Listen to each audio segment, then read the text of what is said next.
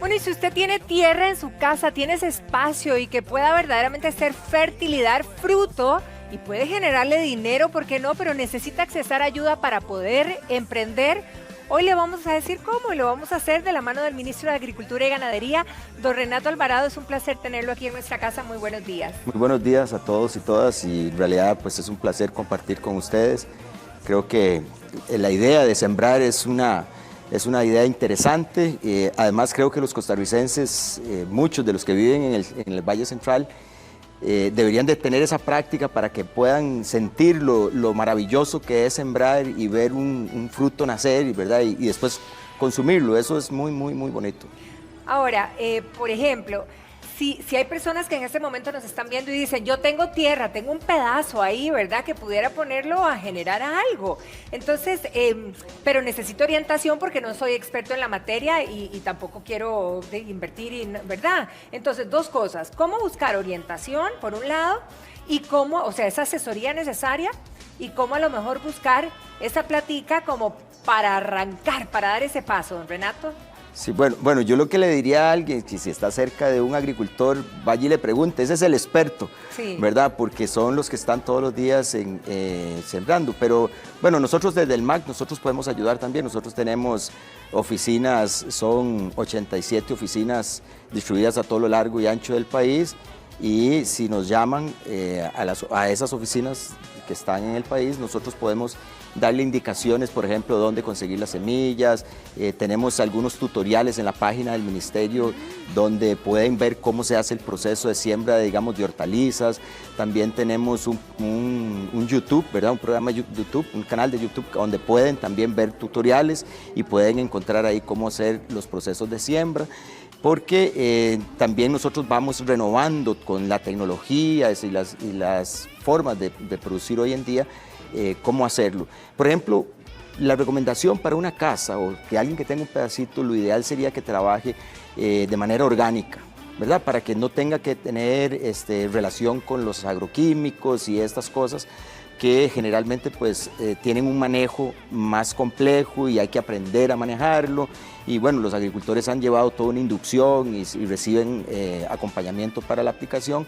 Y en cambio en las casas, pero para no tener esos productos que no necesariamente son fáciles de manejar y que deben de tener lugares donde se guarden, lo importante sería entonces hacer un proceso orgánico que le permita a las personas del hogar pues manipularlo bien, entender cómo se debe sembrar, cómo se debe resguardar, porque igual van a tener problemas a la hora de que siembren, porque van a encontrar que pues hay un gusanito, una babosa, un hongo, ¿verdad? Blanco, exacto. Y todas las cosas que nos aparecen en las matitas. Exactamente, ¿verdad? Y entonces le van a aparecer en los cultivos, pero hoy con productos biológicos, ¿verdad? Y muchas cosas que se pueden hacer en la casa, como recoger algunas bacterias benéficas de la montaña y hacer un proceso con levaduras y con mieles, y entonces se puede hacer, por ejemplo, abonos orgánicos, se pueden hacer insecticidas y ese tipo de cosas que también nosotros tenemos tutoriales en la página del Ministerio de Agricultura para que las personas las puedan emplear. Ahora, don Renato, las situaciones de las personas son totalmente diferentes, ¿verdad? Si nos vamos, por ejemplo, en la zona urbana, podríamos pensar que la gente tiene mucho menos espacio, evidentemente, claro, porque ya estamos muy saturados. A lo mejor tiene espacios ahí regularcito, ¿verdad? Una cosa que pueda manejar, y nos vamos ya para las zonas rurales donde hay terrenos bastante grandes. Pero, por ejemplo, las más pequeñas podríamos empezar, porque hemos visto que gente inició haciendo una huertita pequeña y ahora, digamos, está negociando toda esta cantidad de hierbas que se consumen en las comidas o que se consumen, por ejemplo, para todo lo que veíamos ahora, digamos, en los primeros consejos, claro, ¿verdad? En las infusiones y en todo esto que se han vuelto tan populares. Entonces, podríamos soñar y pensar que podemos implementar desde los lugares más pequeños hasta los lugares más grandes. Por supuesto. Ahí, por eso hablaba yo de la agricultura orgánica, porque también existe la hidroponía, que no necesariamente es totalmente orgánica, pero en lugares muy pequeñitos, digamos en una macetera que uno puede construir, o en algún recipiente, como por ejemplo la mitad de un estañón, donde se puede hacer siembros de algunas hortalizas, hojas, verduras, algunas especies, ¿verdad? Como la albahaca y algunas otras, se pueden hacer ahí y se pueden primero empezar a practicar, ¿verdad? Claro. Porque por más que le digan a uno cómo sembrar, cuando ya usted pone las semillas en la tierra y las ve germinar, empieza a ver por qué le puse mucha agua, muy poca agua, y entonces si le pone mucha agua se le muere la raíz, igual si no le pone, ¿verdad? Todas esas experiencias hay que irlas teniendo para ir entendiendo cuál es la lógica, cómo es que se puede producir y cómo responden las plantas, porque no todas responden igual, ni a la humedad, ni a la sequedad, ni nada, sino que responden de una manera diferente, ¿verdad? ¿Qué pasa, por ejemplo, con las personas que a lo mejor tenían un lote, ¿verdad? Y que pensaban construir más adelante o venderlo, o lo que fuera, pero lo tienen ahí y dicen, bueno, yo quiero hacer algo diferente aquí. Hablemos, no lo sé, se me ocurre el aguacate, que es tan rico y que está requete caro, ¿verdad? Entonces, que yo diga, bueno, ¿qué tal si siembro aguacate? ¿Cuál sería el primer paso? Sí, ¿Se puede? ¿No se puede? Sí, sí se puede, claro. Lo que pasa es que si lo que quieres comerse un aguacate, se va a tener que esperar unos 3 o 4 años para poder cosechar la primera. Yo solo recomendaría mejor que vaya al supermercado y vea cuál es el aguacate nacional que se está vendiendo y pueda comprar aguacate nacional. Ahora hay muy buenas variedades y calidades de aguacates, ¿verdad? Porque en realidad cuando pensamos en la agricultura en las ciudades, estamos hablando de productos de ciclo corto que son hojas, ¿verdad? Fundamentalmente hojas, se pueden sembrar cebollas y algunas cosas que tienen relativamente poco tiempo y pocos meses para poder producir. Porque si vamos a pensar en frutas, eso se va a llevar un tiempo. Entonces, uno puede sembrar un arbolito de limón, pero se tendrá que esperar por lo menos 3 años para verlo ya producir. Lo que necesitamos ahora es respuesta casi que inmediata, exacto, ¿verdad? Entonces aquí de lo que estamos hablando es de esa agricultura de hojas, ¿verdad? Que pueden hacerse sembrados como lechugas, repollos y algunas otras variedades. Empiezan a entrar las consultas, don Renato, y Ariel justamente nos está consultando sobre las semillas específicamente.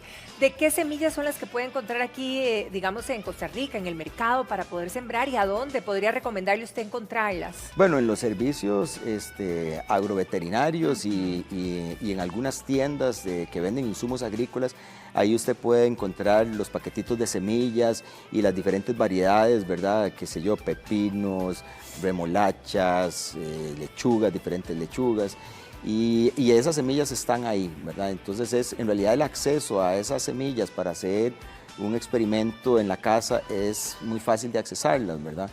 Lo importante sí es de consultar, ¿verdad? Se puede consultar al Ministerio de Agricultura, a las oficinas, se puede ver en la página del Ministerio, también tenemos cómo se hacen los procedimientos para sembrar, y entonces ahí se pueden ver para que tengan una indicación por dónde empezar, ¿verdad? Lo importante es tener, por ejemplo, un sustrato, o sea, la tierra en la que se va a sembrar, que sea adecuada, ¿verdad? Muchos de los viveros tienen también ya tierras preparadas como son viveros cortos, entonces se puede hacer con facilidad. Ahora, si alguien tiene un terreno pues un poco más grande, bueno, ese ya tiene otra lógica de sembrar porque va a tener un volumen mayor, entonces va a producir de manera más intensa y entonces va a tener producto que podría vender y colocarlo en alguna parte.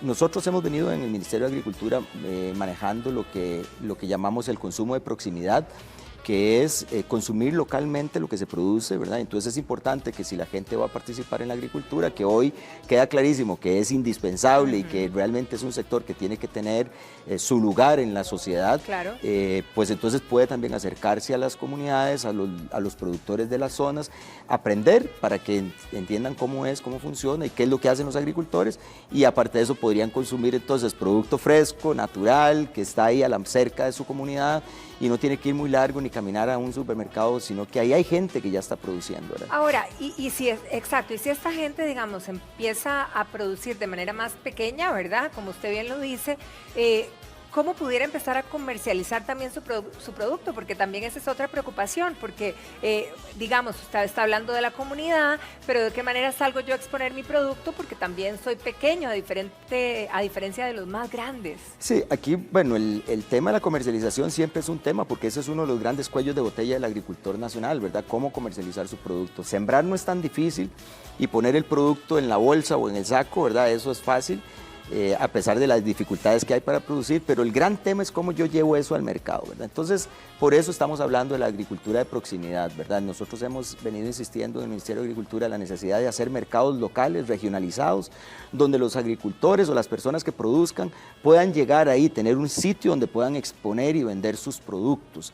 Y eso es para aquella gente que ya genera un volumen. Y por eso es que estamos interesados en trabajar también con las municipalidades para generar una sinergia entre el Ministerio de Agricultura, las comunidades que están produciendo y algunas personas que pueden producir artículos de consumo, que puedan tener un lugar donde puedan venderlo.